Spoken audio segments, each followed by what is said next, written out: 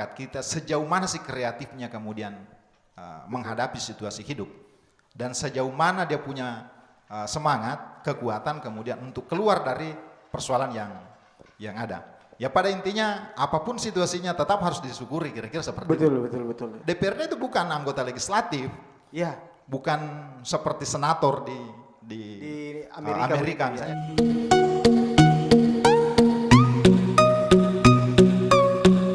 Dia harus menerima bahwa ya Anda mewarisi ini karakter penjajah di Republik, dan saya pikir itu harusnya menjadi musuh negara karena lahirnya negara kan mencungkil keluar karakter-karakter itu. Kira-kira seperti itu. Iya. Terus bagaimana kita tanggapi terkait isu-isu yang beredar di media sosial bahwa tenaga kerja asing, kasus dolar yang semakin tinggi, utang negara dan lain-lain sebagainya, itu bagaimana ya? Kalau terkait kebijakan nasional, saya pikir saya terlalu jauh kalau masuk kalau kebijakan nasional. Tapi pada intinya, kalau kita melihat bagaimana negara mengadopsi misalnya tentang BUMN, kenapa sih mesti harus ada BUMN misalnya? Negara-negara kiri kan konsepnya itu negara berbisnis. Dia menguasai ekonomi, seperti itu. Tetapi sebaliknya, kapitalis itu kan memberikan keleluasaan terhadap pasar. Nah kita di Indonesia kan diadopsi kedua-duanya ini, kira-kira seperti itu. Kalau terkait kebijakan yang dia masuk bahwa tenaga kerja asing dan sebagainya, silakan teman-teman menilai apakah kemudian itu merugikan, ataukah memang jangan-jangan pemerintah pusat ini sudah menghitung bahwa itu menguntungkan untuk negara. Betul, ya. Kira-kira seperti itu. Makanya saya bilang saya tidak bukan pada ranah itu, karena saya tidak mengkaji sejauh mana kebijakan itu kemudian.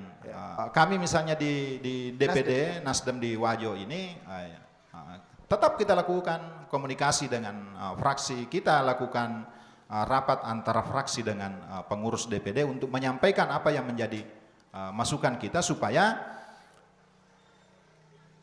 bagaimana partai melalui fraksi kemudian mensupport, memberi dukungan kepada pemerintah daerah. Karena harus dipahami ada perbedaan yang sangat mendasar secara regulasi, karena kita itu bukan legislatif kalau di daerah. Kita adalah bagian, karena undang-undang pemerintahan daerah yang kita jadikan rujukan bahwa ya pemerintahan daerah itu diselenggarakan oleh pemerintah daerah dan DPRD. Jadi sesungguhnya DPRD itu bukan anggota legislatif, bukan seperti senator di Amerika misalnya, dia tidak seperti itu. Jadi dia adalah bagian dari pemerintah daerah. Ya tentu kalau misalnya pemerintah daerah tidak sukses, partai juga tidak ikut sukses karena dia ada bagian dari situ melalui fraksi. Ini kayaknya yang agak susah itu untuk membedakan itu, Kak. Posisi ketika dia berpartai ini adalah bagian dari pemerintah, kemudian partai sebagai anggota DPR itu. Kayak kita ini, dalam pandangan fraksi sejauh mana partai bisa mengintervensi pandangan fraksi anggota DPR-nya? Tidak mesti kita harus mengintervensi. Tidak mesti kita harus mengintervensi. Justru kita harus diintervensi oleh realitas. Ya masyarakat misalnya butuhkan APD, sudah kita sampaikan, fraksi sampaikan dong ke pemerintah daerah. Anda ini bagian. Masyarakat butuh APD. Masyarakat untuk bagaimana bisa keluar berbisnis, dia harus disiapkan hand sanitizer, dia harus disiapkan masker, dia harus disiapkan fasilitas untuk itu, dan silahkan. Karena memang kan yang dikelola ini adalah sumber daya dari masyarakat. Tidak mesti kita harus memaksakan. Kalau kita harus mengintervensi bahwa sesuai dengan keinginan partai politik, saya pikir itu keliru juga.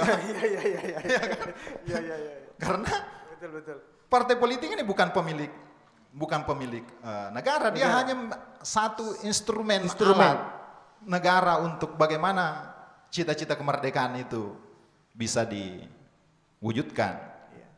Menjadi tanggung jawab kemudian untuk terus mengingatkan pemerintah daerah supaya apa yang dicita-citakan melalui visi dan misi program itu harus kita wujudkan. Tidak bisa tidak. Karena itu sudah dipikir matang-matang oleh pemerintah daerah yang terpilih masa pencalonan, bahwa dengan melakukan ini maka kesejahteraan itu akan dicapai akan dinikmati oleh masyarakat kita. Nah, dengan kondisi yang sekarang di era pandemi seperti ini, tidak bisa juga kita menutup mata kemudian membiarkan semua mati semangat, kira-kira seperti itu.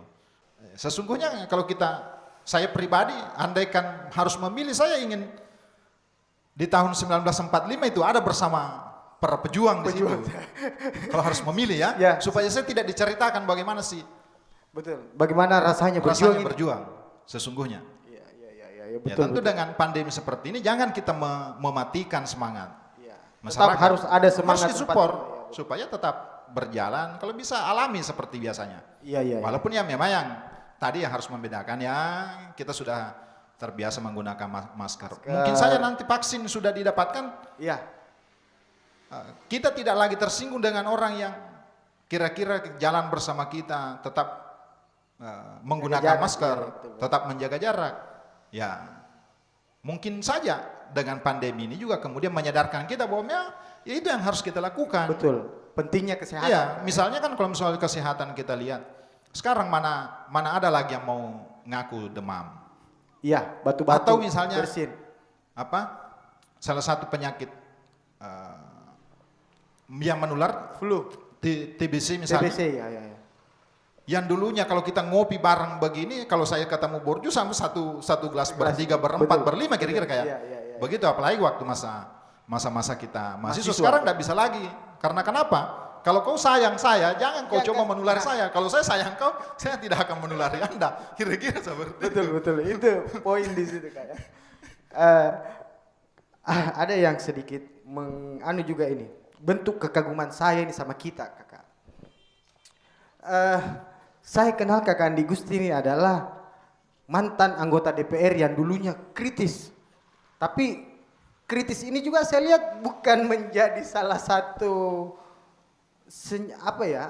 poin kepada masyarakat bahwa sebenarnya kita kritis lalu masyarakat suka kita. Kan begitu. Speaker biasa saja. Saya kritis itu bukan memang karena pesanan. Karena memang karakter itu Kak ya. Bukan karena saya mau disukai oleh masyarakat. Iya. Saya melakukan itu bukan juga bahwa ya sudah alami saja berjalan. Dan memang yang menjadi tujuan kita sebetulnya untuk masuk di partai politik, untuk masuk di DPR kemarin ya. Iya. Supaya penyelenggara negara ini kemudian melahirkan regulasi, menyiapkan anggaran untuk masyarakat, kan hanya itu juga yang saya kritisi. Betul. Bukan dengan cara saya harus meninju misalnya Pak Borjo kemudian telapak tangan saya di bawah menada seperti ini kan. Itu. Bukan di situ. Kita berpartai politik, bagaimana kemudian ya cita-cita kemerdekaan itu diwujudkanlah. Kita mau melihat ada kesetaraan, ya sudah bikin regulasi yang membuat orang kira-kira setara. Tidak lagi bahwa saya dalam posisi ketua partai politik, Pak Borjo misalnya, bukan, atau sebaliknya Pak Borjo karena posisinya sekretaris kami, kemudian saya anggap ini harus setara pada konteks itu. Kita bicara tentang pemikiran, bukan pada posisi jabatan. Makanya ya apapun, mau punya jabatan, tidak punya jabatan, santai saja, kira-kira seperti itu. Tidak kemudian membatasi ruang antar kita, walaupun jarak itu tetap dijaga karena musim COVID. Ini juga yang menarik, terkait bahwa bukan jabatan Kak ya. Ada yang saya suka juga dari Kakak Andi Gusti ini, bahwa beliau ini ketua partai tapi biasa memposisikan diri sebagai lembaga yang aktif untuk menyuarakan suara rakyat di DPR. Kan begitu. Di DPR ini kan Kak Gusti punya anggota DPR ya Kak ya. Ada 4, berapa ya? 4 kursi. Membawa aspirasi ke DPR dengan memposisikan diri sebagai ketua DPR, kemudian memposisikan diri sebagai anggota LSM atau seperti apa. Saya kira ini juga butuh baru juga ini. Memang karena karakter kapan itu Kak Di? bukan Kenapa juga itu? hal baru. Saya kan lahirnya memang dari NGO. Iya, ya, ya. Saya lahirnya memang dari Ah. NGO. Nah, di saat pemerintah kemudian kurang mendengarkan suara masyarakat, ya harus memang digaungkan lebih besar supaya Gaungkan. terdengar. Iya. Supaya terdengar. Kira-kira beda lah kira-kira kalau saya yang bicara Langsung ya, ketimbang panggil misalnya anggota ketua ya. DPR yang bicara. Ya. Seperti itu. Gitu, ya. Karena kapasitasnya mewakili banyak orang. Iya. Seperti itu. Tetapi karena misalnya tidak tersampaikan, tidak apa-apa.